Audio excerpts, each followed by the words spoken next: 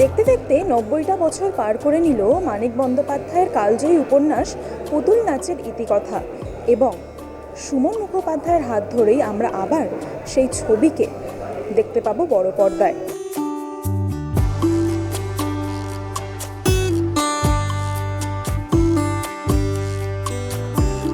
Reel তো ছুড়ে দিয়েছি আমরা, তো এখন আর টেনশন করে কোনো লাভ নেই। আর আমি নিশ্চিত যে একটা সিনেমাটিক এক্সপিরিয়েন্স পাবে দর্শক, এবং আমি নিজেও আবার দেশের মাটিতে বড় পর্দায় দেখতে পাবো, সেটাই সবচেয়ে ভালো বড় ব্যাপার। আমার বছর পর সেটা ঠিক, কিন্তু আমরা যখনই কাজ করতে যাই যেখান থেকে শেষ হয়েছিল ঠিক ওখান থেকে শুরু হয় আসলে। তো আমাদের বন্ধুত্বটা, বোঝাপড়াটা, কাজের বোঝাপড়াটা ভীষণ ভালো। আর ওকে অ্যাক্টর হিসেবে পেলে আমার সবসময় খুবই ভালো লাগে এবং দর্শকও খুব পছন্দ করেন।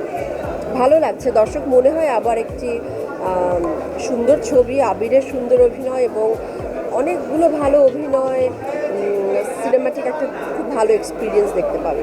সবাই খুব মুখিয়ে আছে, বিশেষ করে বাংলাদেশে সবাই খুব ওয়েট করছে দেখবার জন্যে। আমি জানি, কারণ মানিক বন্দ্যোপাধ্যায় বা বাংলা সাহিত্যগুলো যেগুলো ওপরের দিকে আছে সেগুলো তো শুধু সব বাঙালির, যারা পৃথিবীতে ছড়িয়ে ছিটিয়ে আছে।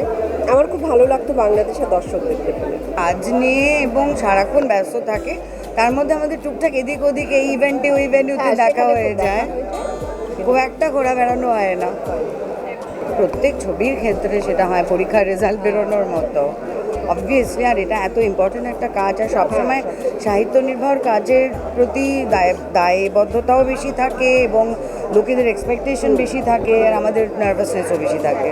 আমার কাছে এটা অভিনেতা হিসেবে একটা ওয়েলকাম চ্যালেঞ্জ ছিল বটেই। পুতুল নাচের ইতিকথার মতো একটা উপন্যাস মানিক বন্দ্যোপাধ্যায়ের লেখা এবং সুমন মুখোপাধ্যায়ের পরিচালনা।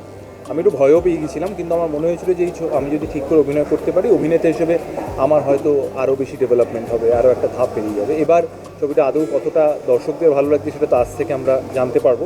কারণ যদিও এর আগে বিভিন্ন প্রেস্টিজিয়াস ফিল্ম ফেস্টিভ্যালে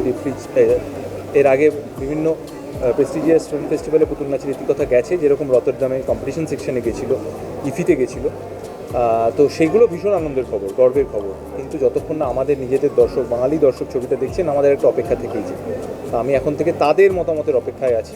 আমার মনে হয় ছবিটা ভালো লাগবে, এবং এই ছবিটা অত্যন্ত লেয়ার্ড একটা ফিল্ম, এবং যারা ভালো সিনেমা দেখতে এখনও পছন্দ করেন, যারা সিনেমা দেখার পরেই সিনেমাটা না ভুলে গিয়ে সিনেমাটা নিয়ে কিছুক্ষণ অন্তত বা কিছুদিন যাপন করতে ভালোবাসেন, তাদের জন্য পুতুল নাচের ইতিকথা আমার মনে হয় একটা দারুণ উপহার হয়ে থাকে। এই ধরনের ছবির মার্কেটটা ছোট হয়ে যাচ্ছে, যদি দর্শক দেখেন তাহলে আমরা আরও বেশি এই ধরনের সাহিত্য নির্ভর গল্প নিয়ে সিনেমায় কাজ করতে পারবো। তো আপনাদের উপর অনেকটা গুরুভার রইল এটা দেখার এবং আমাদেরকে উৎসাহ দেবার। আপনারা একটু ভালো ভালো লিখবেন আমাদের ছবি নিয়ে, এমনিতেই ভালো ছবির নিজস্ব মেরিট আছে, কিন্তু আপনারা একটু পৌঁছে দেবেন, কারণ আপনারা আমাদের জন্য সবচেয়ে সহজ এবং সবচেয়ে গুরুত্বপূর্ণ মাধ্যম না ছবিটা একদমই। এটা একটা বড় চাপ, একটা বড় বার্ডেন। এরকম একটা গল্প, মানিক বন্দ্যোপাধ্যায়ের সবথেকে বিখ্যাত গল্পের মধ্যে একটা পুতুল নাচের ইতিকথা, কাজেই সেইটাকে অনস্ক্রিন অ্যাডাপ্ট করা একটা বড় রিস্ক আমার মনে হয়, এবং সেটা লাল কাকু এত চমৎকারভাবে করেছে।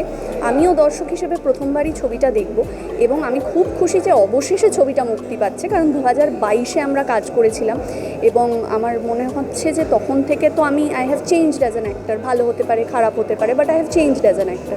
কাজে আমার মনে হচ্ছে আমি একটা নতুন মানুষকে দেখতে আবার হয়তো প্রেক্ষাগৃহে ঢুকবো। কিন্তু এরকম একটা কাস্টের সঙ্গে কাজ করতে পেরেছি, সেখানে মানে ধৃতিমান চ্যাটার্জি আছেন, জয়া আহসান আছে, আবিরদা আছে, পরমদা আছে, অনন্যা চ্যাটার্জি আছে, শান্তি কাকু আছে। পুতুল নাচের কথা পড়লেই মনে হয় যে এটা বোধহয় দেখতে পাওয়া যায়। হ্যাঁ, মানে এত সুন্দর বিবরণ তার। আমাদের সবারই খুবই পছন্দের একটা টেক্সট, পড়েওছি এবং এটা নাটক দেখেছি, চেতনার থেকে হয়েছিল, দুর্ধর্ষ প্রোডাকশন সেটা ডিরেক্টর ছিলেন অরুণ মুখোপাধ্যায়, তার ছেলে সুমন মুখোপাধ্যায়, তিনি ফিল্মটা ডিরেক্ট করেছেন। লালদার সাথে আমি থিয়েটারে প্রচুর কাজ করেছি, লালদার পরিচালনায়। এটা আমার একটা খুব ভালো একটা ছবি দেখার অপেক্ষায় রয়েছে। কলকাতা শহরে এসে বাকে চক্রে প্রথম যে উপন্যাসটা পড়েছিলাম সেটা পুতুল নাচের ইতিকথা। লাল, কালো আর সাদা রঙের একটা প্রচ্ছদ ছিল, আমার এখনও মনে আছে।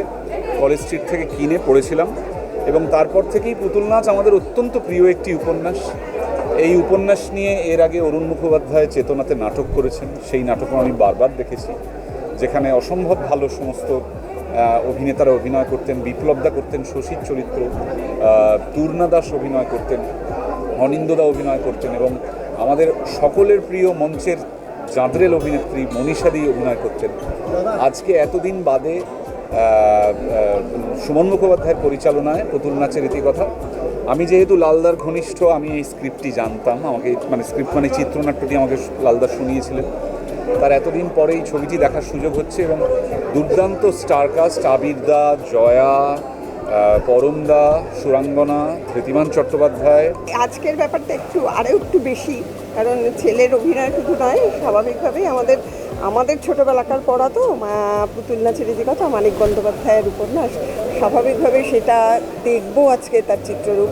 ভীষণ এক্সাইটেড, ভীষণ উত্তেজিত, ভীষণ অধীর অপেক্ষায় আছি। ছবিতে শশীর চরিত্রে অভিনয় করছেন আবির চ্যাটার্জি, কুসুমের চরিত্রে অভিনয় করছেন জয়া আহসান এবং ছবিতে আছেন অনন্যা চ্যাটার্জি, সুরাঙ্গনা বন্দ্যোপাধ্যায় সহ আরও অনেকে।